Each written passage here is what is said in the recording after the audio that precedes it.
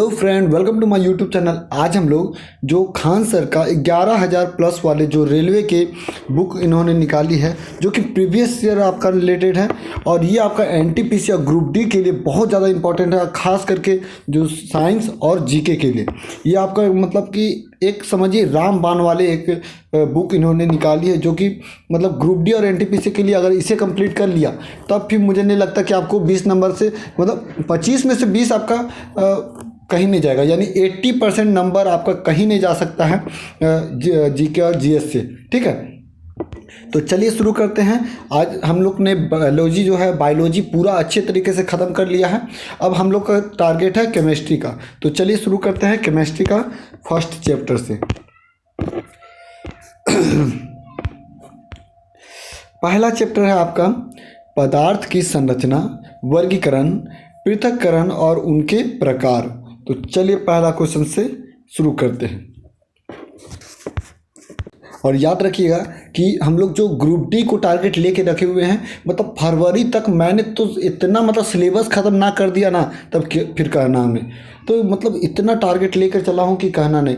आपका अगर हो सके तो मैं मैथ्स, केमिस्ट्री, आपका मैथ्स, रीजनिंग, जो जितने इंपॉर्टेंट सभी को मैं ख़त्म कर दूंगा एकदम। मतलब मेरा तो टारगेट ही है कि मुझे सब कुछ पढ़ना है और आपको पढ़ा के भी रखना। अगर चैनल को सब्सक्राइब करते हैं तो मुझे लगता है कि आपको सिलेक्शन होने से कोई नहीं रोक सकता। मात्र 2 महीना में आपको ऐसा तैयारी मुझे नहीं लगता कि कोई भी यूट्यूब चैनल वाला करके देगा। सोचिए ना आप ही, एक दिन में मैंने 7 घंटा का वीडियो बनाया, जो कि लगातार मतलब कि 7 घंटा एक चैप्टर ही मैंने ख़त्म कर दिया। ये आपका 10 दिन में तो मैं पूरा खान सर का ख़त्म कर दूंगा। और देखिए अभी क्या क्या होता है, मुझे तो अब बहुत एक्साइटेड लग रहा है। चलिए स्टार्टिंग करते हैं पहला क्वेश्चन से।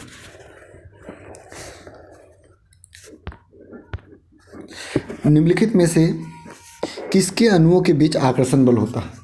तो अधिक होता है, तो ठोस के बीच आकर्षण बल सबसे अधिक होता है, गैस में थोड़ा कम होता है। आपका मतलब गैस में सबसे कम होता है, उसमें विकर्षण बल ज़्यादा होता है। ठीक है, द्रव में थोड़ा ठोस से कम होता है। नेक्स्ट है पदार्थ के संदर्भ में निम्न में से कौन सा कथन सही नहीं है? तो कौन सही नहीं है वो बताना है। पदार्थ के कण जो हैं, पदार्थ के कणों के बीच कोई आकर्षण बल नहीं होता, ये बिल्कुल गलत है। पदार्थ के बीच आकर्षण बल होता है। कितना बुड़बक टाइप से बोला है ये, पहले बोला पदार्थ में आकर्षण होता है और बुड़बक टाइप से, हमको बुड़बक बना रहा तुम। चलिए आगे देखते हैं। तो इसमें सही क्या है हम लोग उसे देख लेते हैं, क्योंकि हम लोग को जानना है सभी सही को। तो पदार्थ कणों से बना हुआ है, ये सही है। पदार्थ के कण के बीच में अंतर होता है, ये भी सही है। और पदार्थ के द्रव और वायु में सतत मतलब हस्तांतरित होता है, यानी कि सतत हस्तांतरित किया जा सकता है। नेक्स्ट आपका ठोस के कणों के संदर्भ में निम्न में से क्या सही है? तो इसमें आपका जो व्यवस्थित तरीके से विन्यासित होते हैं, मतलब कि देखिए व्यवस्थित रूप से, मतलब कि आपको कैसे बताऊँ, जैसे जो उसका मतलब कि जितने भी अणु होते हैं ना, वो इतने बढ़िया तरीके से सजाया हुआ होता है। अगर देखिएगा, जैसे देखिए एगो कपड़ा लीजिए, अलमारी में उसको जैसे बन तैसे ठूस दीजिए, तो क्या होगा कि और चाक चूत के और कपड़ा डाल पाइएगा। लेकिन अगर मान लीजिएगा उसको सही तरीके से पूरा एकदम बैठा के मार के अगर सरियाइएगा, तो फिर उसके बाद अगर जो मैक्सिमम हो जाएगा उसके बाद कोई कपड़ा घुसेगा नहीं, घुसेगा, यानी वो पूरा लास्ट हो जाएगा। तो उसी तरीके से जो धातु है यानी ठोस है, उसमें उसी तरीके से सरिया के एरर मार के सरिया के रखता है। ठीक है, नेक्स्ट है आपका कि अभी तक मेरे पास तो बोर्ड नहीं है, बड़ा वाला बोर्ड रहे तब तो मैं ऐसा बता दूं कि पागल टाइप से। अभी तक वैज्ञानिकों द्वारा पदार्थ की कितनी अवस्था तय की गई है? तो 5 अवस्था तय की गई है। कौन कौन सा? ठोस, द्रव, गैस और प्लाज्मा। और 5वां है बोस-आइंस्टीन कंडेंसर। नेक्स्ट आपका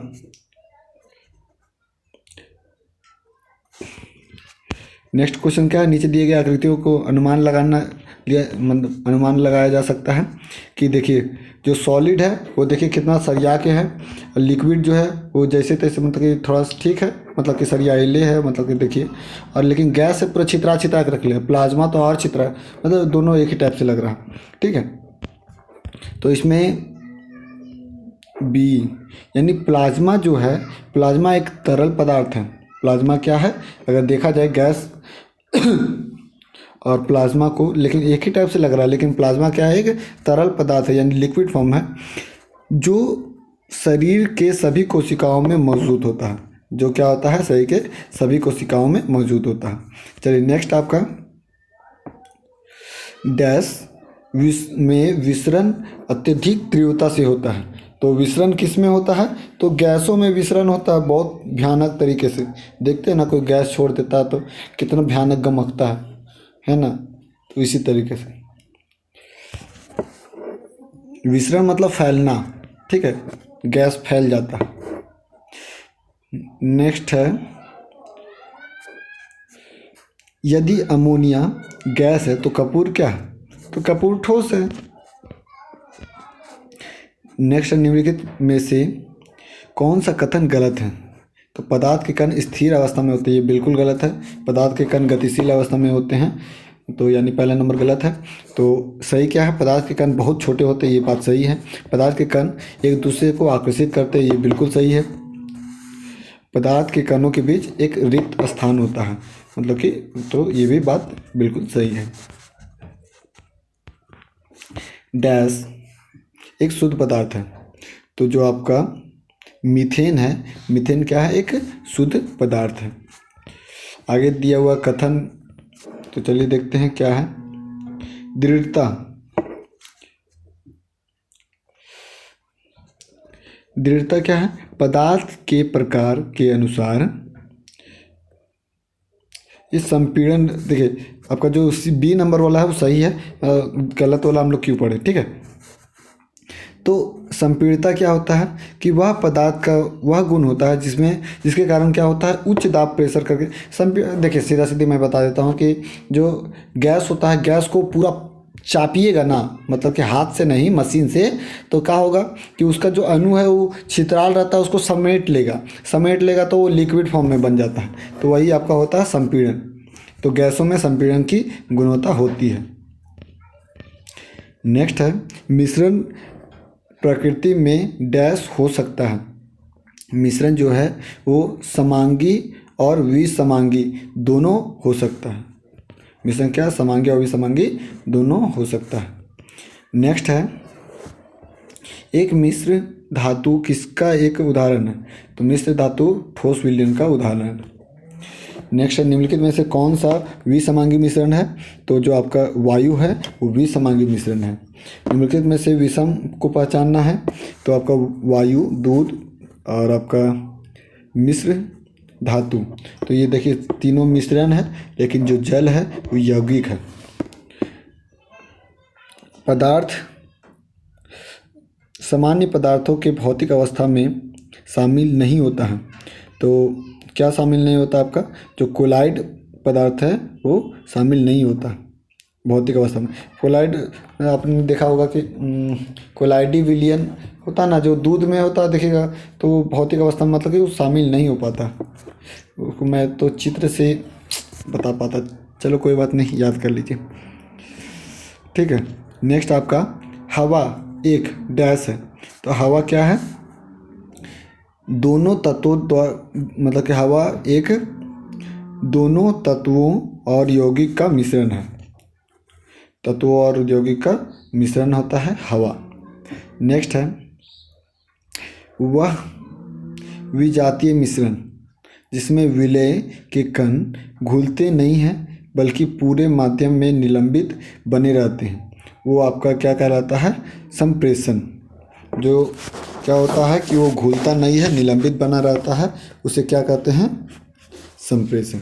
याद रखिएगा कि जो क्वेश्चन आपको नहीं समझ में आएगा, मतलब कि लगेगा कि ये याद नहीं है, इसे मतलब कि याद नहीं हो पा रहा एक बार में, तो उसे क्या कीजिएगा, दोबारा उसे देख लीजिएगा, ठीक है। क्योंकि ऐसा ना हो कि मतलब कि एक बार में देख के फिर फांकी मार दे, तो फांकी आप मारिएगा तो फिर नुकसान आप ही को होगा, मेरा क्या है।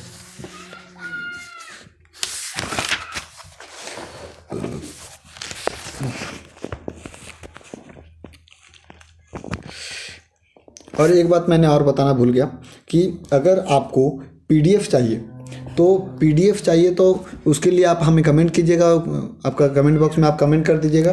तो मैं क्या करूँगा, एक टेलीग्राम चैनल बना दूंगा और उसमें क्या करूँगा कि जो इसका जो बुक से मैं पढ़ा रहा हूँ, जो आप डिस्प्ले में देख रहे हैं, उसका सेम टू सेम पीडीएफ मैं टेलीग्राम में अपलोड कर दूंगा, जिससे आप आसानी से बुक को डाउनलोड कर सकते हैं। आपको बुक लेने की भी ज़रूरत नहीं पड़ेगी। अगर आपके पास बुक है तो बहुत बढ़िया चीज़ है, ठीक है, लेकिन नहीं है तब भी कोई दिक्कत नहीं, नौकरी लगेगी।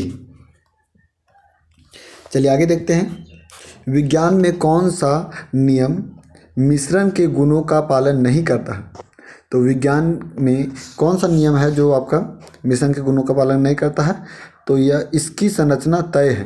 तो बिल्कुल नहीं, इसकी संरचना तय नहीं होती है मिश्रण का। ठीक है, चलिए आगे देखते हैं। जब दो तरल पदार्थ एक दूसरे से घुलते नहीं और सॉल्यूशन नहीं बनाते तो उसे क्या कहते हैं? उसे कहते हैं अमिश्रणीय, मतलब मिश्रण नहीं हुआ तो अमिश्रण हो गया। नेक्स्ट आपका शर्करा के घोल में जो शक्कर है वो एक क्या है? तो एक घुला हुआ पदार्थ है। जब शर्करा जब घोल होता है, यानी चीनी पानी का घोल होता है ना, तो उसमें जो चीनी है वो क्या हुआ है? चीनी घुला हुआ पदार्थ है, ठीक है। और जो पानी होता है वो विलायक होता है, और जो चीनी होता है वो विलय होता है। मतलब जो घुलता है वो विलय, जो घुलाता है वो विलायक, ठीक है। कंफ्यूज मत होइएगा, फिर से सुन लीजिए बैक जाके मैंने क्या बोला सो। चलिए आगे देखते हैं। डैश एक यौगिक नहीं है। तो जो लेड है, लेड एक मतलब कि यौगिक नहीं, ये एक धातु है और ये एक शुद्ध पदार्थ है, ठीक है। ये आपका यौगिक नहीं है। नेक्स्ट है रेत और चीनी का मिश्रण किसका उदाहरण है? तो रेत और चीनी का जो मिश्रण होता है वो आपका विजातीय मिश्रण है, यानी इसका मतलब कि जात जो है वो सेम नहीं है, अलग अलग है। तो ये हो गया आपका फर्स्ट चैप्टर। सेकेंड है आपका कि धातु, अधातु और उपधातु के बारे में। नेक्स्ट चैप्टर है आपका धातु, अधातु और उपधातु के बारे में। तो चलिए जानते हैं इसके बारे में क्या होता है। डैश प्रकृति में विद्युत धनात्मक होता है। तो जो धातु है वो क्या होता है? विद्युत का धनात्मक होता है। नेक्स्ट है नीचे दिए गए चार शब्दों में तीन किसी न किसी प्रकार के एक समान है और एक अलग है। तो आइए जानते हैं कौन अलग है। तो जर्मेनियम, सिलिकॉन और गैलियम, ये तीनों क्या है? उपधातु हैं। लेकिन जो पोटेशियम है जिसका परमाणु संख्या आपका होता है 11 और ये आपका धातु है, ठीक है, इसीलिए अलग है। धातु में एक मुक्त इलेक्ट्रॉन के पथ पर वृत्ताकार होता है। तो ये आपका वक्र। धातु में एक मुक्त इलेक्ट्रॉन के पथ का आकार क्या होता है? तो वक्राकार होता है। नेक्स्ट है धातुओं की पतली चादरों के रूप में परिवर्तित किए मतलब कि जो करने की जो क्षमता होती है उसे क्या कहते हैं? तो उसे कहते हैं आघात वर्धनीयता। नेक्स्ट है निम्नलिखित में से कौन सा धातु के बारे में गलत है? तो ये आपका जो वे विद्युत ऋणात्मक होते हैं, ये बिल्कुल गलत बात है। तो आपका सही क्या है? तो वे तन्य और आघात वर्धनीयता होते हैं, बिल्कुल सही है। वे ताप और विद्युत के सुचालक होते हैं, ये बिल्कुल सही है। इसका जो गलनांक होता है और क्वथनांक हाई होता है, उच्च होता है, जो कि बिल्कुल सही है। नेक्स्ट आपका धातु अपनी वास्तविक स्थिति में विद्यमान होती है। तो धातु उसकी जो अपनी वास्तविक स्थिति में क्या होता है कि मुक्त रूप से विद्यमान होती है। निम्न में से क्या अधातु का भौतिक गुण नहीं है?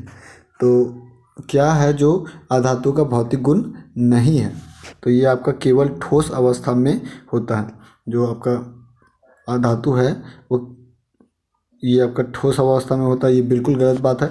क्योंकि जो अधातु है, देखिए कुछ अधातु तो आपका ये क्या बोलते हैं लिक्विड फॉर्म में भी होता है, जैसे ब्रोमीन। ब्रोमीन क्या है? एक लिक्विड फॉर्म में है। और एकमात्र धातु है जो आपका जो ग्रेफाइट है वो ठोस अवस्था में रहता है, ठीक है। ग्रेफाइट, अच्छा मतलब एक मात्र नहीं है, मतलब कि जो ग्रेफाइट है वो विद्युत का सुचालक होता है। चलिए ठीक है, कोई बात नहीं। निम्नलिखित में से क्या ठोस, द्रव और गैस तीनों के रूप में पाया जाता है? तो ये आपका ठोस, द्रव और गैस तीनों रूप में अधातु पाए जाते हैं। ठीक है, ब्रोमीन आपका जो है अधातु लिक्विड में होता है। ठोस बहुत सारी चीज़ है, गैस भी बहुत सारे गैस हैं। नेक्स्ट आपका धातुओं के संबंध में निम्नलिखित में से कौन सा कथन गलत है? तो सभी धातु पारे को छोड़कर तरल ये मुलायम होते हैं, ये बिल्कुल गलत बात है। तो पारा ही है जो तरल होता है, अब बाकी कोई तरल नहीं होता। ठीक है, तो सही क्या है? तो सभी धातुएं कम चमकती है। कौन सा गलत? अच्छा, सभी धातुएं कम चमकती है, ये बिल्कुल सही है कि सब धातु जरूरी नहीं कि वो चमकबे करेगा, लेकिन उन्हें पॉलिश किया जाता है। हाँ, उन्हें अगर पॉलिश कर दिया जाए तो वो चमकने लगती है। और नेक्स्ट आपका सी नंबर ऑप्शन कि सभी धातुएं का गलनांक और क्वथनांक उच्च होता है, ये बिल्कुल सही है। सभी धातुएं का धात्वर्धनीयता और नमनीय होती है, ये बिल्कुल सही है। नेक्स्ट आपका निम्नलिखित में से कौन सी धातु सबसे अधिक नम्र और लचीली होती है? तो जो आपका Ag यानी एल्युमिनियम मतलब चांदी जो है वो क्या होती है? सबसे नर्म और लचीली होती है। नेक्स्ट है लोहे को कठोर और मजबूत बनाने के लिए निम्नलिखित में से क्या मिलाया जाता है? तो उसमें आपका कार्बन मिलाया जाता है, जिस कारण से क्या होता है? लोहा कठोर हो जाता है। नेक्स्ट है आपका कि डैश सबसे नमनीय तन्यता और धातु है। तो आपका जो सबसे ज़्यादा नमनीयता और तन्यता धातु कौन है? तो आपका Au जो है, यानी जो जिसे हम लोग सोना बोलते हैं, तो वो क्या है? सबसे नमनीय और तन्यता वाला धातु है। ठीक है, नेक्स्ट हम लोग बात करते हैं तो मेलिएबल डैश के गुण को दर्शाता है। तो मेलिएबल जो है वो धातु के गुण को दर्शाता है।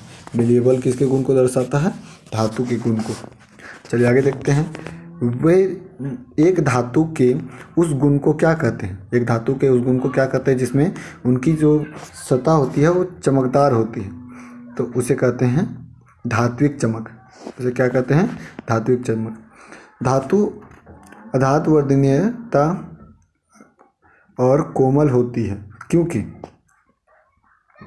इसमें आपका जो धातु की परमाणु की जो परतें एक दूसरे से फिसल सकती है। इसमें अब क्या होता है? अघातवर्धनीयता क्यों होती है? क्योंकि जो इसका जो परमाणु होता है और जो सिस्टमेटिक तरीके से बैठाया हुआ रहता है वो मतलब ठोकने वोकने पर क्या होता है कि वो फिसल सकता है, इसीलिए वो अघातवर्धनीयता चादर टाइप से हो सकता है। नेक्स्ट है धातुओं का वह गुण जिसके कारण उन्हें चपटा किया जा सकता है, उसे अघातवर्धनीयता कहते हैं। ठीक है, इसमें से कौन सा अघातवर्धनीयता नहीं है? तो आपका चांदी तो है, लिथियम भी है, और स्वर्ण पात्र भी है यानी सोना का जो सामान वो भी है,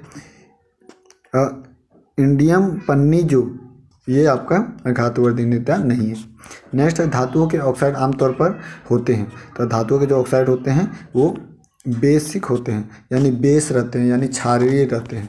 ठीक है, इसीलिए देखे होंगे कि आप घर में अगर मान लीजिए आपको मधुमक्खी या मतलब कि जो भिड़नी उड़नी होता है वो काट देता है, तो घर में मम्मी सब क्या बोलती हैं कि लोहा चीज़ रगड़ो, लोहा चीज़ रगड़ो।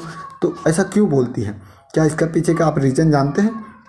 होता क्या है कि जो का भिड़नी ये सभी हैं वो सब जहाँ काटते हैं वो एसिड छोड़ देते हैं, और एसिड जब छोड़ते हैं तो जो धातु होता है वो बेस में हो रहता है, यानी क्षारीय रहता है, तो इसीलिए उसे रगड़ा जाता है तो वो आपका लवण बन जाए और उससे ज़्यादा लहर ना दे। तो मम्मी सब बहुत तेज़ रहती है, भले वो पढ़ी हुई नहीं है लेकिन सब साइंस प्रैक्टिकल की हुई रहती है। ठीक है, नेक्स्ट आपका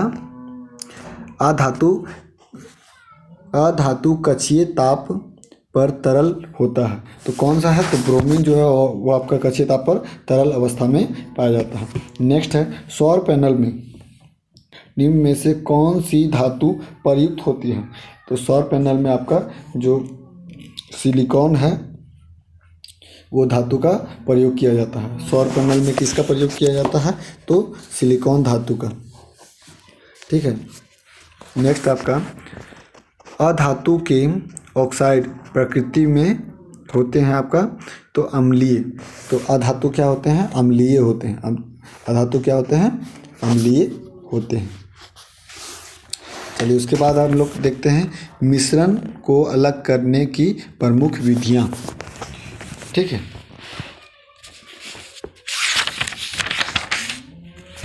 निम्नलिखित में से कौन सा ऊर्ध्वपातन कर सकता है? तो जो अमोनिया क्लोराइड है वो आपका ऊर्ध्वपातन कर सकता है। निम्नलिखित में से कौन सा ऊर्ध्वपातन नहीं कर सकता? तो नेपथलीन कर सकता है, अमोनिया क्लोराइड कर सकता है, कपूर कर सकता है, बर्फ नहीं कर सकता। बर्फ पिघल जाता है, वो लिक्विड फॉर्म में आ जाएगा। नेक्स्ट है निम्नलिखित में से कौन सी विधि जल को पंकिल से अलग करेगी?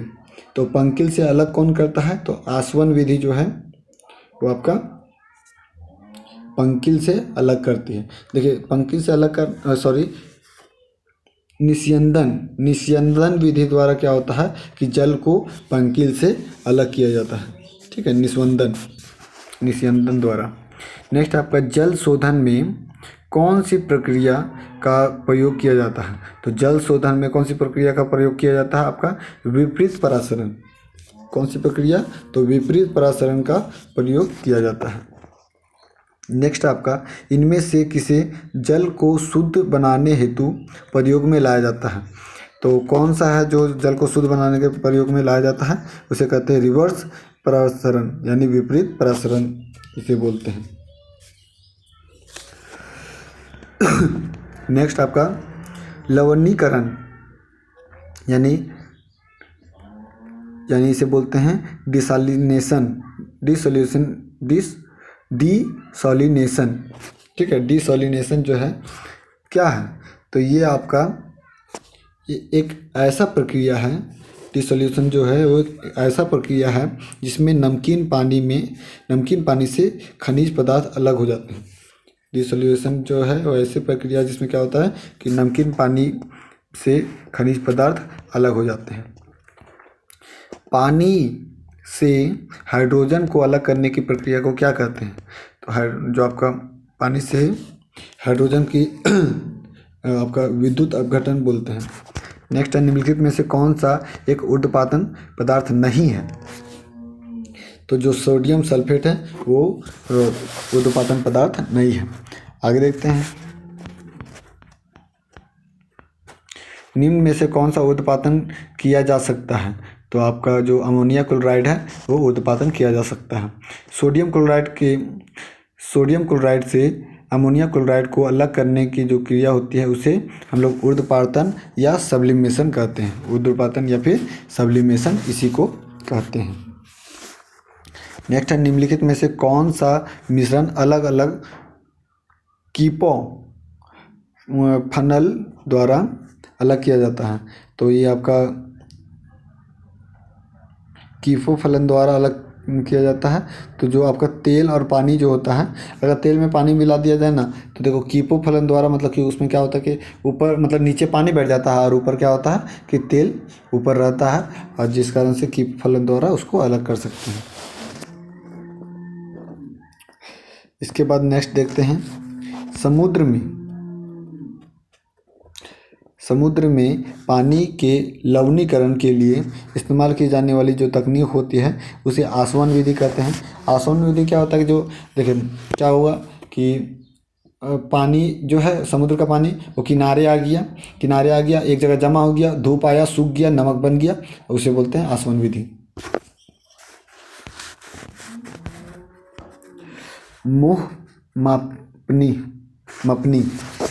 मोह मापनी का उपयोग जो है किसको मापने के लिए किया जाता है? तो मोह मापनी का जो उपयोग है वो कठोरता को मापने के लिए किया जाता है। मोह मापनी का उपयोग किस लिए किया जाता है? कठोरता को मापने के लिए। नेक्स्ट आपका पानी और चौक जो आपका खड़िया होता है, पानी और चौक के मिश्रण को पृथक किससे किया जाता है?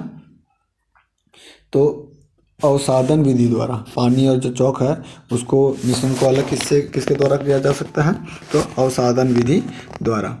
नेक्स्ट है पदार्थ का अवस्था परिवर्तन। पदार्थ की अवस्था में परिवर्तन जो होता है, निम्नलिखित में से कौन सा कारक वाष्पीकरण की दर को कम करता है। तो वाष्पीकरण की जो दर होती है उसको नमी है वो कम करता है। मौसम में अगर नमी है तो वाष्पीकरण की दर कम हो जाएगी। डैश एक सतत की घटक है। तो जो भाप है, भाप क्या है, एक सतह वाली घटना है, यानी जिस कोई भी देखिए क्या किया जाए, एक कोई छोटा मतलब डेगची में अगर पानी गर्म किया जाए और एक कढ़ाई में पानी गर्म किया जाए तो क्या होगा, कढ़ाई वाला में ज़्यादा भाप निकलेगा डेगची वाला के मुकाबले। काहे, क्योंकि उसका जो क्षेत्रफल है, ऊपर वाला जो क्षेत्रफल है उसका बड़ा है तो धुआं ज़्यादा निकलेगा। ठीक है, वही है सतही प्रक्रिया है। तरल अवस्था से गैसीय अवस्था के रूपांतरण को क्या कहा जाता है। तो तरल अवस्था से गैस अगर मान लो बदलता है तो उसे कहते हैं हम लोग वाष्पीकरण। मध्यवर्ती तरल अवस्था से गुजरे बिना आपका डायरेक्ट मतलब ठोस में अगर बदल जा रहा है तो उसे ऊर्ध्वपातन कहते हैं। द्रव के ठोस में परिवर्तन की प्रक्रिया को क्या कहा जाता है। द्रव से अगर ठोस में बदल गया तो उस प्रक्रिया को क्या कहते हैं, हिमीकरण। क्या कहते हैं, हिमीकरण। नेक्स्ट आपका विलयन यानी सॉल्यूशन। तो क्या है इसमें, दो या दो से अधिक पदार्थों के एक समजातीय मिश्रण को क्या कहते हैं, विलयन कहते हैं। ठीक है, नेक्स्ट आपका एक विलयन में पानी की जो मात्रा है वो 320 ग्राम है, 320 ग्राम पानी की मात्रा है, 47 ग्राम लवण की मात्रा है। तो उसका जो द्रव्यमान प्रतिशत विलियम की सांद्रता का गणना करना है, तो आपका कितना परसेंट है वो आपका निकालना है। तो 4 आपका इसका जो द्रव्यमान तो मतलब कि आपका जो जल का द्रव्यमान है और जो आपका लवण का जो है दोनों का मतलब कि परसेंटेज निकाल दीजिए। 47, एक सेकेंड, तो इसका सिर्फ परसेंटेज निकालना है, आप आसानी से निकाल सकते हैं। तो आंसर आपका दिया हुआ है 12.8%। नेक्स्ट आपका एक द्रव्य जिसमें आपका 49 ग्राम आपका साधारण नमक है, 320 आपका ये है द्रव्यमान प्रतिशत, इसमें भी निकालना है तो वही हो जाएगा। उसी तरीके से निकाल दीजिए। देखिए इसमें सभी द्रव्यमान प्रतिशत पूछ रहा है, सांद्रता का द्रव्यमान प्रतिशत, ये सभी प्रतिशत आप निकाल लीजिएगा। ठीक है, अगर आपको नहीं आता होगा तो आप हमें कमेंट जरूर कीजिएगा। तो मैं क्या करूँगा कि इसका एक तो मतलब कॉपी कलम इसमें लगेगी, इस कारण से मैं क्या कर रहा हूँ इसको नहीं बता पा रहा हूँ। ठीक है, अब मैं बोलूँगा आपको कैसे समझ में आएगा। नेक्स्ट आपका सोडा वाटर। तो सोडा वाटर क्या है, एक गैस और द्रव विलयन का, मतलब एक गैस और द्रव का विलयन है, गैस और द्रव का विलयन है, क्योंकि सोडा जो होता है, सोडा में कार्बन डाइऑक्साइड गैस भरी हुई होती है। इसके बाद हम लोग बात करते हैं अपरूपता की। तो फ्लोरीन मतलब फ्लोरीन जो है में डैश कार्बन परमाणु होते हैं। तो फ्लोरीन जो होता है उसमें आपका 60 कार्बन मतलब 60 जो होते हैं कार्बन परमाणु होते हैं। फ्लोरीन में कितने होते हैं, 60। ठीक है, नेक्स्ट आपका है दो या दो से अधिक रूपों में किसी तत्व का होना जिसमें भौतिक गुण भिन्न लेकिन आपका जो रासायनिक गुण है वो समान होता है, उसे क्या कहलाता है, तो अपरूप कहलाता है। वो क्या कहलाता है, अपरूप। जब भौतिक गुण अगर अलग हो लेकिन रासायनिक गुण अगर सेम हो तो अपरूप कहलाएगा। ठीक है, चलिए अब आगे देखते हैं।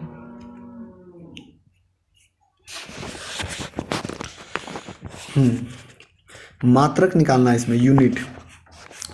तो सल्फर डाइऑक्साइड का अपेक्षिक आणविक जो द्रव्यमान होता है वो कितना होता है, तो अपेक्षित आणविक द्रव्यमान 64 जूल। तो ये आपका सल्फर, देखिए सल्फर ऑक्सीजन का 8, देखिए ये जो आपका अपेक्षित द्रव्यमान देखिए कैसे निकल रहा है, मैं बता देता हूँ, ज़्यादा जगह नहीं ना है। ये सल्फर का होता है 16, सल्फर का कितना होता है आपका परमाणु द्रव्यमान आपका होता है 16, ठीक है, सॉरी परमाणु संख्या होता है 16, परमाणु द्रव्यमान हो जाएगा 32, ठीक है। और ऑक्सीजन का परमाणु संख्या होता है 8, परमाणु द्रव्यमान हो जाएगा 16, और इसमें 2 दिया हुआ ऑक्सीजन, तो 2 से गुना करेंगे यानी प्लस 32, दोनों को जोड़ देंगे तो आ जाएगा तुम्हारा 64, ठीक है। तो इस तरीके से निकल जाता है। नेक्स्ट आपका पानी का जो निकालना है, तो पानी का देखिए 18, तो H कितना होता है 1, तो 1 गुना 2, और फिर ये आपका जो ऑक्सीजन का होता है 8, तो 8 दूनी 16, तो 16 और 2 18 म्यू। नेक्स्ट आपका कार्बन मोनोऑक्साइड का सापेक्षिक, तो कार्बन का होता है 6, ऑक्सीजन का होता है 8, तो 6 दूनी 12 और 8 दूनी 16, तो 12 और 16 कितना हो गया 28। कैल्शियम ऑक्साइड का होता है, तो कैल्शियम का होता है 20, तो 20 दूनी 40, और ऑक्सीजन का होता है 16, तो 40 और 16 56। ओजोन का आणविक जो द्रव्यमान, तो O3, तो 8 या 24, तो 24 दूनी आपका कितना होता है 8, 16 8 या 24, और 24 दूनी 48, तो आपका आ गया, क्योंकि ऑक्सीजन जो ओजोन है उसका O3 होता है। कार्बन डाइऑक्साइड के सापेक्ष अणु, तो कार्बन डाइऑक्साइड यानी CO2, तो C यानी 6 दूनी 12 और 8 दूनी 16 दूनी 32, 32 और 12 कितना हो गया 44। बहुत आसानी से ये सब निकल जा रहा है, ठीक है। तो H2SO4, तो हाइड्रोजन का कितना होता है 1, तो 1 दूनी 2, सल्फर का कितना होता है, तो सल्फर का शायद 16 होता है, नहीं 16 और 8 चौक 32, 32 गुना 2 64, 64 32,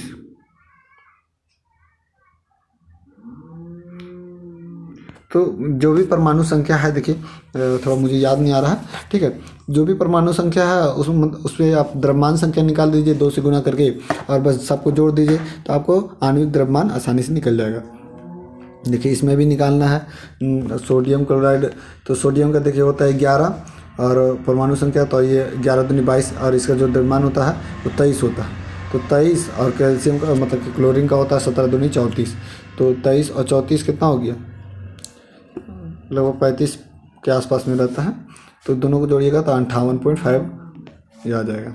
नेक्स्ट है एक परमाणु द्रव्यमान की इकाई AMU किसके बराबर होती है, तो ये आपका होता है परमाणु के द्रव्यमान की इकाई जो है वो आपका 1.6 इंटू 10⁻⁻27 किलोग्राम होती है।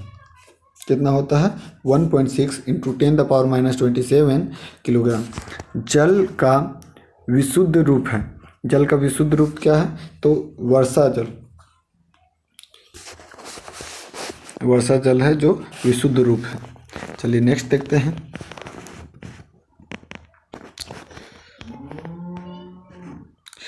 कठोर जल जब साबुन के साथ पर्याप्त छाग उत्पन्न नहीं करता, क्यों ऐसा नहीं करता है, क्योंकि इसमें कैल्शियम और मैग्नीशियम के विलय आपका लवक होते हैं, ठीक है, इसलिए वो छाग उत्पन्न नहीं कर पाता। कठोर जल के संबंध में कौन सा गलत है, तो ये आपका जो आयरन पर जो आपका आयरन पायराइड्स की उपस्थिति, जो कठोर जल है उसमें आयरन पायराइड्स की उपस्थिति नहीं होती है, ये बिल्कुल गलत बात है। तो नेक्स्ट है आपका कि वह जल जो साबुन के साथ रगड़ने और मतलब साबुन के साथ रगड़ने पर शीघ्र वह जल जो साबुन के साथ रगड़ने पर शीघ्रता से एक अधिक झाग देता है, वो क्या कहलाता है, तो वो कहलाता है आपका मृदु जल। मृदु जल मतलब कि बहुत तुरंत झाग देने लगेगा, यानी वो मृदु जल कहलाएगा। कैल्शियम बाइकार्बोनेट कठोर जल का एक नमक है। कठोर जल का क्या एक नमक है। इसका जो रासायनिक सूत्र है कैल्शियम बाइकार्बोनेट का, तो आपका इसका होता है CaHCO3 का होल 2, यानी ऑप्शन नंबर सी। ठीक है। खारे पानी, नेक्स्ट है खारे पानी में निम्नलिखित में से क्या उपस्थित नहीं होता? तो आपका जो एल्युमिनियम है वो खारे पानी में उपस्थित नहीं होता है।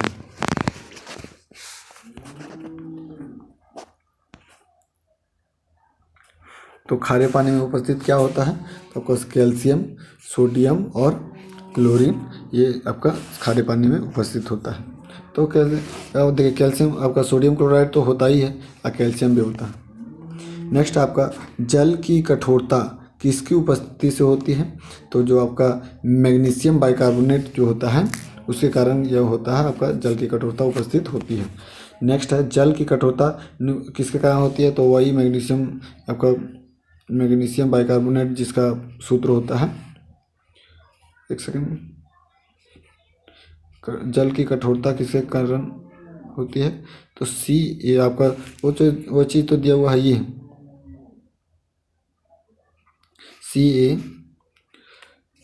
CaHCO3 का होल 2। कैल्शियम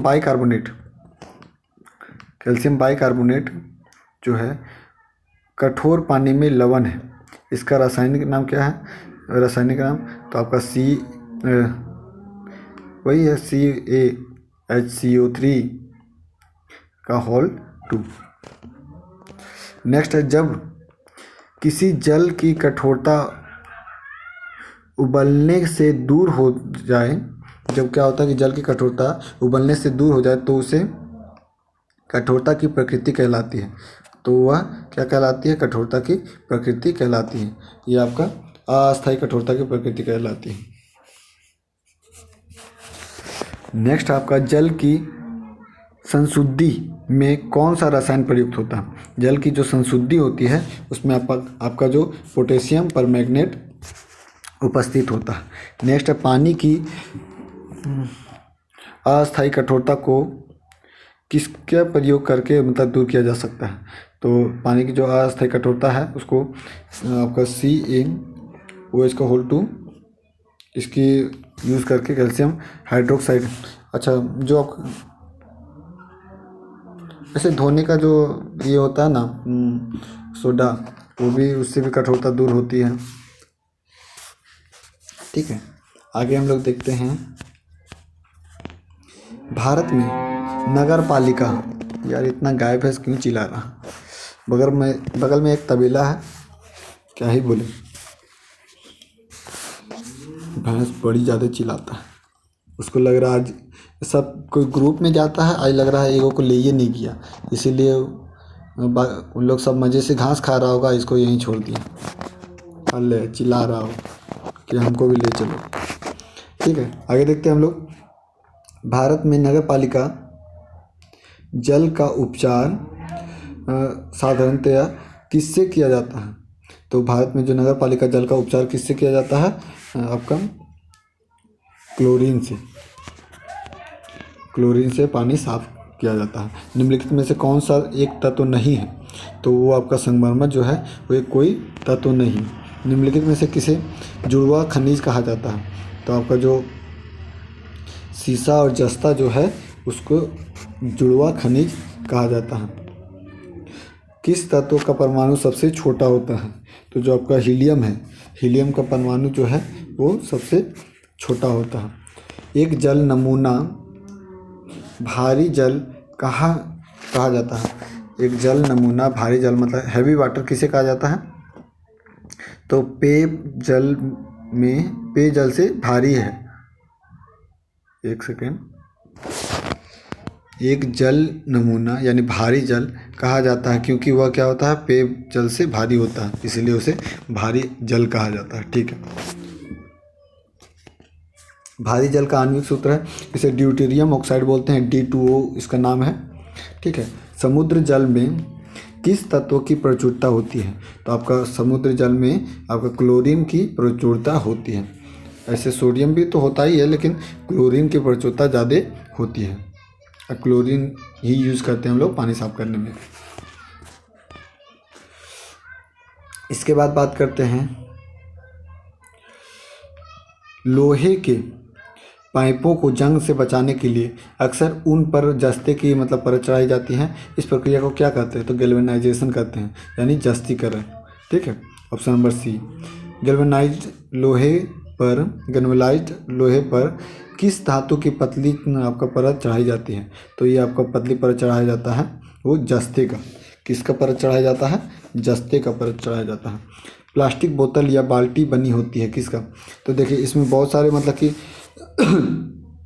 होते हैं। तो इसमें देखिए पॉलीएथेनिल होता है, पॉलीविनाइल भी होता है, पॉलीएथेनिल आपका ट्रिफ्लेट और पॉलीविनाइल जो आपका क्लोराइड, ये दोनों से आपका प्लास्टिक बोतल बनाई जा सकती है।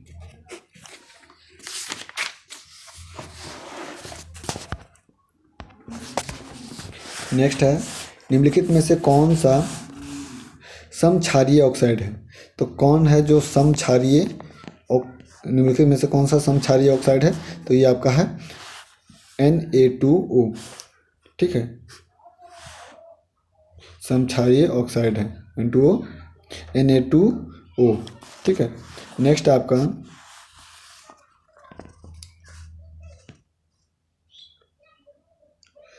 निम्नलिखित में से कौन सा तत्व अणु अम्ल में से हाइड्रोजन को विस्थापित करता है? अम्ल में से हाइड्रोजन को विस्थापित कौन करता है? तो वो आपका लोहा जो है वो आपका अम्ल में से आपका हाइड्रोजन को विस्थापित कर देता है। निम्नलिखित में से कौन सा तत्व कार्बनिक यौगिक में मौजूद होता है? कार्बनिक यौगिक में कार्बन मौजूद होगा। सबसे अधिक संख्या में यौगिक निम्न तत्वों के हैं। तो कौन से तत्वों के आपका सबसे अधिक संख्या में यौगिक हैं? तो ये आपका है कार्बन। ठीक है, कार्बन जो है वो सबसे अधिक यौगिक, उसमें मतलब अधिकतर चीज़ में आपको देख रहे हैं, जितना भी आप चीज़ देखते हैं ना उसमें कार्बन कहीं ना कहीं कुछ ना कुछ मात्रा होता ही है। निम्नलिखित में से कौन सी प्रक्रिया हाइड्रोजन गैस उत्पन्न करती है? तो हाइड्रोजन गैस कौन उत्पन्न करता है? तो देखिए जल का जब विद्युत अपघटन होता है तो उस समय भी आपका हाइड्रोजन गैस उत्पन्न होता है।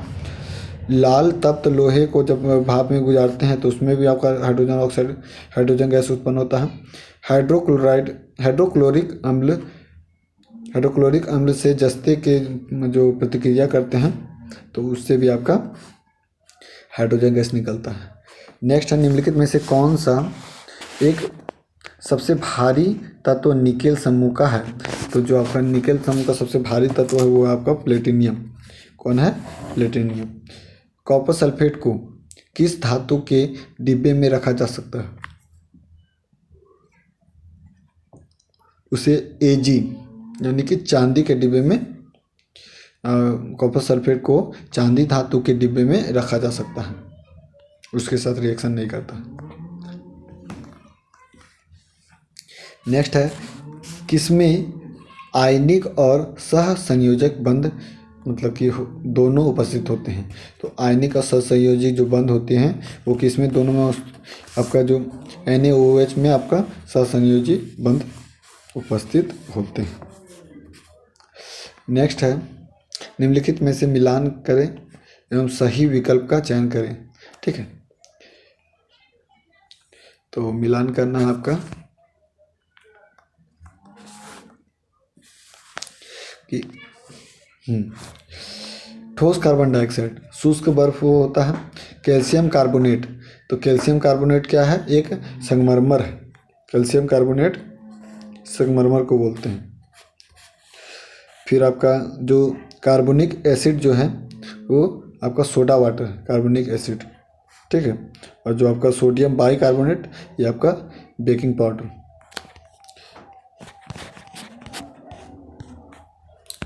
नेक्स्ट है सोडियम कार्बोनेट के निर्माण के लिए सॉल्वे प्रक्रिया में प्रयोग में लाए जाने वाली जो कच्ची सामग्री में शामिल होता है। तो कच्ची सामग्री में कौन शामिल होता है? तो अमोनिया तथा कार्बन डाइऑक्साइड, ये दोनों कच्ची सामग्री में शामिल होता है। नेक्स्ट आपका CaCO3 में कार्बन का प्रतिशत है, तो CaCO3 में कार्बन का प्रतिशत कितना है? 12। अगर इसे निकालिएगा तो आसानी से आप निकाल सकते हैं। नेक्स्ट है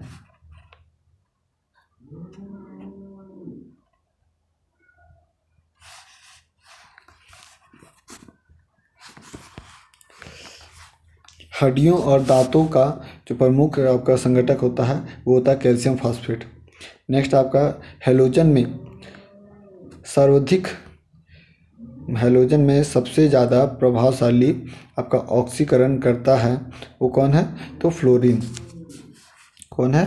फ्लोरीन। नेक्स्ट है कार्बन मोनोऑक्साइड की अभिक्रिया 300 डिग्री सेल्सियस पर हाइड्रोजन के साथ मतलब कि हाइड्रोजन के साथ कराने पर क्या बनता है? तो ये बनेगा आपका मीथेन गैस। जब कार्बन का आपका 300 डिग्री सेल्सियस पे अगर कार्बन को रखा जाए मतलब डिग्री सेल्सियस पे और उसको हाइड्रोजन के साथ अभिक्रिया किया जाए तो क्या बनेगा? तो मीथेन गैस बनता है। दूध उदाहरण है किसका? तो दूध एक क्या है? एक इमल्सन यानी पारस का उदाहरण है। नेक्स्ट है जल में सबसे कम घुलनशील गैस कौन है? तो जल में जो सबसे कम घुलनशील गैस है आपका N2 यानी नाइट्रोजन। नेक्स्ट है एक तत्व आपका दिया गया है HCl3 X2O5 और दूसरा आपका Ca3X2 सूत्र वाले यौगिक आपका बनाता है लेकिन HCl5 नहीं बनाता। निम्नलिखित में से कौन सा जो है तत्व X हो सकता है? तो ये आपका हो सकता है नाइट्रोजन। कौन हो सकता है? नाइट्रोजन। ठीक है, चलिए आगे बात करते हैं। देखिए कुछ फार्मूला दिया हुआ है जो कि pH मान निकालने का लिए आंसर भी नहीं दिया है। चलिए आगे देखते हैं। कास्टिक सोडा का रासायनिक नाम क्या है? तो कास्टिक सोडा का रासायनिक नाम है सोडियम हाइड्रोक्साइड। सोडियम हाइड्रोक्साइड को कास्टिक सोडा कहा जाता है। नीला थोथा किसे कहा जाता है? कॉपर सल्फेट को नीला थोथा कहा जाता है। सीमेंट का कार्य है, तो सीमेंट का कार्य होता है आपका एडहेशन करना। तो सीमेंट का कार्य क्या है? एडहेशन करना, एडहेशन। पोर्टलैंड सीमेंट के विनिर्माण के लिए, पोर्टलैंड जो सीमेंट होता है उसके विनिर्माण के लिए उपयोग में ली जा गई मतलब जो कच्ची सामग्री होती है उसे क्या कहते हैं? तो एल्युमिनियम, मिट्टी और जिप्सम। एल्युमिनियम जो मिट्टी और जिप्सम जो होते हैं, एल्युमिनियम, मिट्टी और जिप्सम ये आपका पोर्टलैंड सीमेंट के आपका विनिर्माण के लिए प्रयोग में मतलब कि लाए जाते हैं। नेक्स्ट आपका जो पोर्टलैंड सीमेंट होता है, पोर्टलैंड सीमेंट में विनिर्माण के लिए उपयोग की ली जाने वाली जो आपका कच्ची सामग्री होती है वो क्या होता है? एल्युमिनियम, मिट्टी एवं जिप्सम। एल्युमिनियम, मिट्टी और जिप्सम जो होता है वो इसका विनिर्माण में सहायता करता है। नेक्स्ट आपका अधिक मात्रा में कैल्शियम फॉस्फेट वाला जो सीमेंट है वो कौन है आपका? तो द्रुत गति से जमता है, द्रुत गति से जमता है। हाँ, अधिक मात्रा में कैल्शियम फॉस्फेट वाला जो सीमेंट होता है उसे वो आपका द्रुत गति से जमता है। नेक्स्ट आपका प्लास्टर ऑफ पेरिस के जमने में सम्मिलित है। तो जो प्लास्टर ऑफ पेरिस है वो अन्य हाइड्रेट्स बनाने के लिए जल योजन से संबंधित है। अच्छा, प्लास्टर ऑफ पेरिस जमने में सम्मिलित होता है किससे? तो आपका जो अन्य हाइड्रेट्स होते हैं उसको बनाने के लिए जल संयोजन होता है, जल योजन। ठीक है। नेक्स्ट आपका प्लास्टर ऑफ पेरिस क्या है? इसका सूत्र, तो इसका सूत्र होता है CaSO4 half H2O। Plaster of Paris का सूत्र क्या होता है? CaSO4 half H2O। Caustic soda का रासायनिक सूत्र क्या होता है? तो कास्टिक सोडा का जो रासायनिक सूत्र होता है वो का NaOH। नेक्स्ट आपका सोडियम जिंकेट का सूत्र क्या है? तो सोडियम जिंकेट का सूत्र है आपका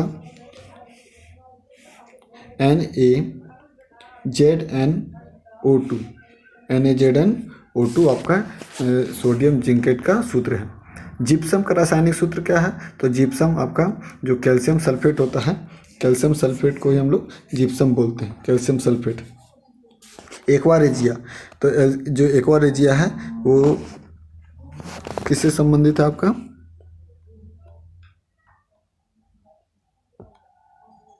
तो एक्वा रेजिया इसमें आपका HCl यानी हाइड्रोक्लोरिक अम्ल, HNO3 और H2SO4 सल्फ्यूरिक अम्ल, ये सभी मतलब मिले हुए होते हैं, उसे हम लोग क्या बोलते हैं? एक्वा रेजिया बोलते हैं।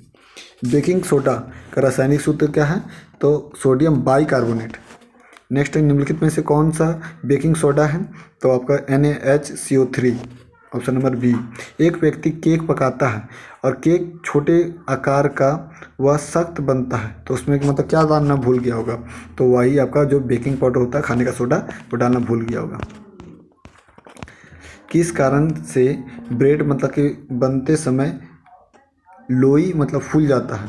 तो वो आपका लोई जो फूलता है वो ब्रेड सेकने के समय मतलब कि उष्मा की क्रिया के कारण फूल जाता है। नेक्स्ट आपका सूखी बर्फ, इसे बोलते हैं ठोस, आपका ठोस कार्बन डाइऑक्साइड, सूखी बर्फ को। नेक्स्ट है ब्लीचिंग पाउडर का रासायनिक नाम क्या है? तो ब्लीचिंग पाउडर का जो रासायनिक नाम होता है वो होता है कैल्शियम हाइपोक्लोराइड।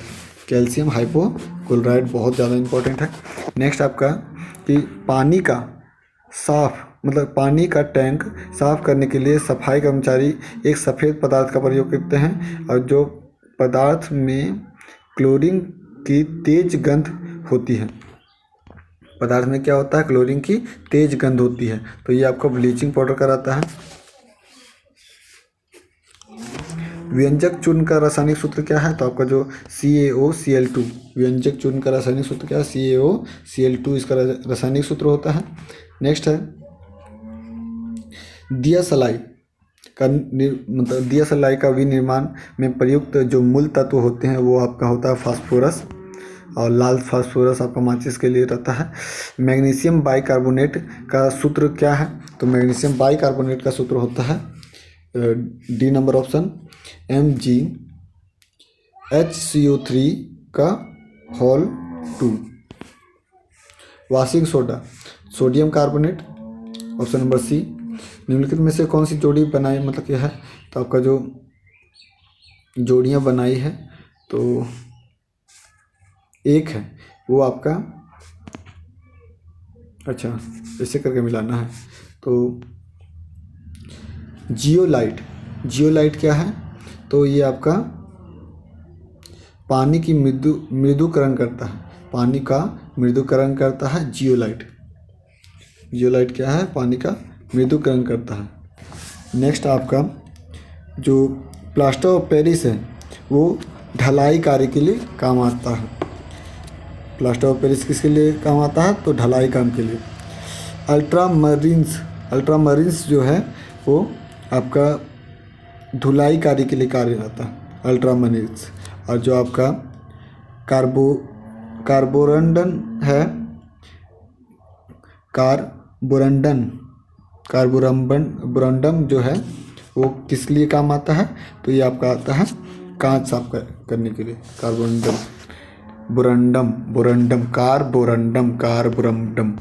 कांच साफ करने के लिए। माचिस उद्योग में आपका क्या यूज़ किया जाता है? तो माचिस जो उद्योग होता है उसमें रसायन के रूप में उपयोग किया जाता है पोटेशियम क्लोरेट। क्या यूज़ किया जाता है? Potassium chlorate. नेक्स्ट आपका सोडियम को जल में डालने पर रिएक्शन कर जाता है और हाइड्रोजन गैस निकलता है। ठीक है, जब सोडियम फ्लोरीन के साथ अभिक्रिया करता है तो क्या होता है? तो ये इस तरह बना हुआ यौगिक गलित अवस्था में विद्युत का सुचालक होता है। ये क्या होता है कि गलित अवस्था में हो जाता है और आपका विद्युत का सुचालक होता है। किस अम्ल का उपयोग सीसा संचायक बैटरी में कियास किया जाता है? तो ये आपका किया जाता है सल्फ्यूरिक अम्ल। सल्फ्यूरिक अम्ल जो है वो बैटरी का जो एसिड डाला हुआ रहता है ना, वो सल्फ्यूरिक अम्ल का होता है। नेक्स्ट आपका कैल्शियम कार्बाइड का, जो कैल्शियम कार्बाइड जो होता है वो जल में डालने पर क्या निकलता है, तो एसिटिलीन गैस निकलता है। और यही आपका एसिटिलीन जो देखते हैं जो गैरेज में गैस वाला जो होल्डिंग होता है वो इसी के कारण ना होता है। उसमें कार्बाइड डालता है और उसमें आपका गैस निकलता है एसिटिलीन गैस, और एक टंकी रहता है ऑक्सीजन का, तो ऑक्सीजन जलाने में मदद करता है और वो आपका जलता है, ठीक है, और दोनों से वेल्डिंग किया जाता है। नेक्स्ट आपका इनमें से कौन सा यौगिक एक पेरोक्साइड नहीं है, तो कौन सा यौगिक है जो एक पेरोक्साइड नहीं है, तो PbO2। PbO2 जो है वो आपका पेरोक्साइड नहीं है। नींबू का pH मान कितना होता है, तो 2.4। ब्राउन रिंग परीक्षण का प्रयोग होता है, तो ब्राउन रिंग जो परीक्षण का प्रयोग किस लिए किया जाता है, तो नाइट्रेट के विश्लेषण के लिए, नाइट्रेटस के विश्लेषण के लिए इसका प्रयोग किया जाता है। सोडा वाटर क्या है, तो एक कोलाइड है। सोडा वाटर क्या है, एक कोलाइड है, ठीक है। पानी मतलब पॉलीविनाइल क्लोराइड यानी PVC, पॉलीविनाइल जो क्लोराइड होता है PVC का उपयोग होता है। तो PVC का उपयोग किस लिए किया जाता है, तो शीशा कवर बनाने में, आपका बरसाती बनाने में, आपका चादरें बनाने में, ये सभी में आपका पॉलीविनाइल क्लोराइड यानी PVC का उपयोग किया जाता है। मिल्क ऑफ मैग्नीशिया किसे कहा जाता है, आपका MgOH का होल 2, इसे मिल्क ऑफ मैग्नीशिया भी कहते हैं। नेक्स्ट है निम्नलिखित में से कौन सा क्षारीय ऑक्साइड है, तो Na2O जो है वो एक क्या है, क्षारीय ऑक्साइड है। नेक्स्ट देखते हैं एल्युमिनियम सल्फेट का प्रयोग किया जाता है, तो एल्युमिनियम जो सल्फेट है उसका प्रयोग किस लिए किया जाता है आपका, तो कपड़े की छपाई और आग बुझाने में। एल्युमिनियम जो सल्फेट है उसका उपयोग किया जाता है कपड़े की छपाई में भी और आग बुझाने में भी। प्रतिकण यानी एंटी पार्टिकल्स जो है की उपस्थिति में को मतलब कि सैद्धांतिक रूप से प्रतिपादित किया, तो वो किसने किया था, तो PAM डिरॉक, PAM डिरॉक जो है वो प्रतिकण को मतलब सैद्धांतिक रूप से प्रतिपादन किया था। समुद्र का जो जल होता है उसमें क्या पाया जाता है, तो उसमें आपका पाया जाता है आयोडीन। निम्न में से साधारण नमक है, तो जो आपका कैल्शियम क्लोराइड है, कैल्शियम क्लोराइड वो क्या है, एक साधारण नमक है। सल्फ्यूरिक अम्ल इसे बोलते हैं आपका इसका सल्फ्यूरिक अम्ल का एनहाइड्राइड है, तो सल्फ्यूरिक अम्ल का एनहाइड्राइड क्या है, तो SO3 कौन है, एनहाइड्राइड SO3। अम्ल वर्षा किनके पर्यावरण प्रदूषण से होता है, तो जब आपका नाइट्रोजन ऑक्साइड और सल्फर डाइऑक्साइड मिल जाता है तो अम्ल वर्षा होती है। इसी कारण नींबू का कौन सा अम्ल होता है, तो साइट्रिक अम्ल होता है। जल एवं एल्कोहल पूर्णतः मिश्रित हो जाता है, ठीक है। तेलों और वसाओं का क्षारीय जल अपघटन देता है, जो साबुन एवं ग्लिसरॉल का, जब तेलीय और वसाओं का जो क्षारीय जल अपघटन देता है वो आपका किसके, साबुन और ग्लिसरॉल के बीच में। नेक्स्ट है भारत की जल शक्ति क्षमता काफ़ी अधिक है।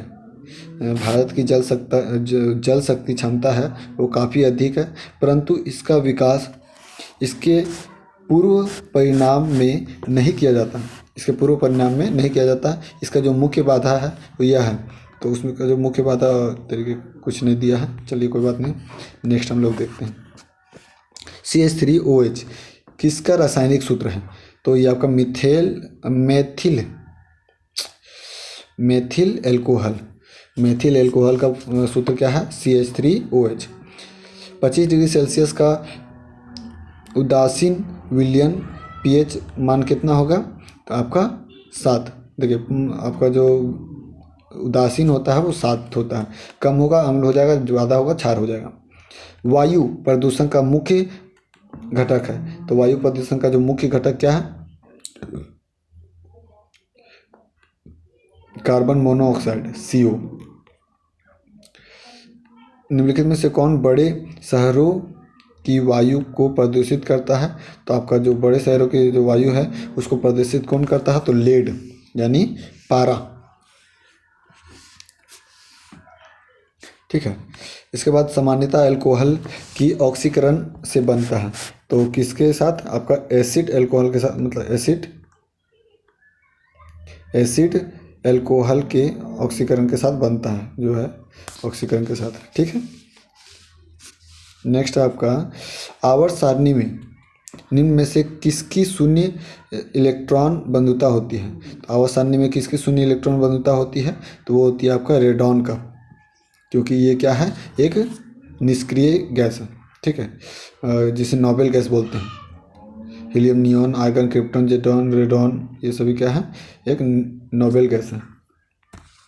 आवर्त सारणी में सबसे हल्का तत्व आपका लिथियम है, सबसे हल्का तत्व यूरिया है। यूरिया क्या है? एक नाइट्रोजन उर्वरक है। यूरिया क्या है? एक नाइट्रोजन उर्वरक है।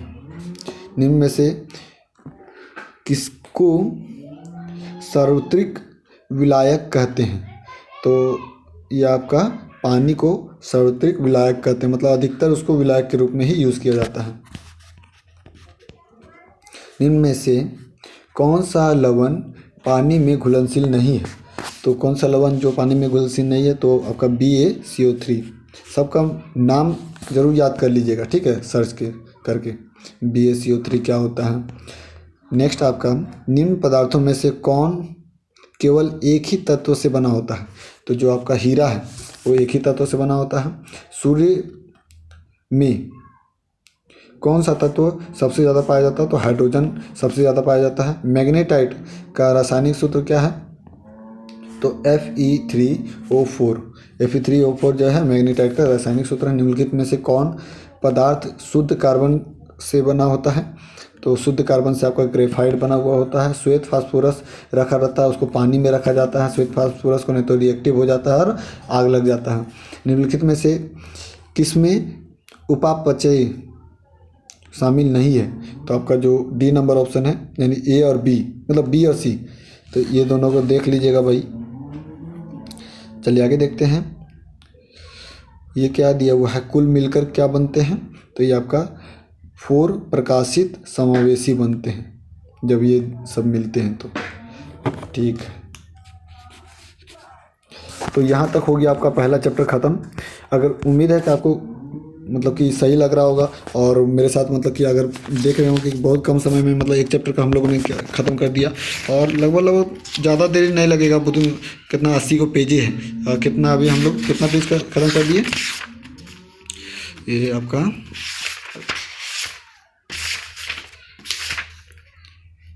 9 पेज लगभग मैंने ख़त्म कर दिया है।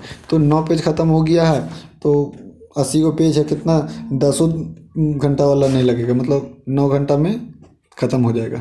ठीक है, 9 9 81। तो चलिए ये आपका अंतिम समय रहा, और चलिए मिलते हैं नेक्स्ट वीडियो में। धन्यवाद। और एक बात हाँ, कि अगर मेरे चैनल को आपने सब्सक्राइब नहीं किया तो मैं अगला वीडियो डालूंगा तो उसका नोटिफिकेशन आपके पास नहीं आ पाएगा, इसलिए सब्सक्राइब कर दीजिए। ठीक है, तो चलिए मिलते हैं नेक्स्ट वीडियो में। धन्यवाद।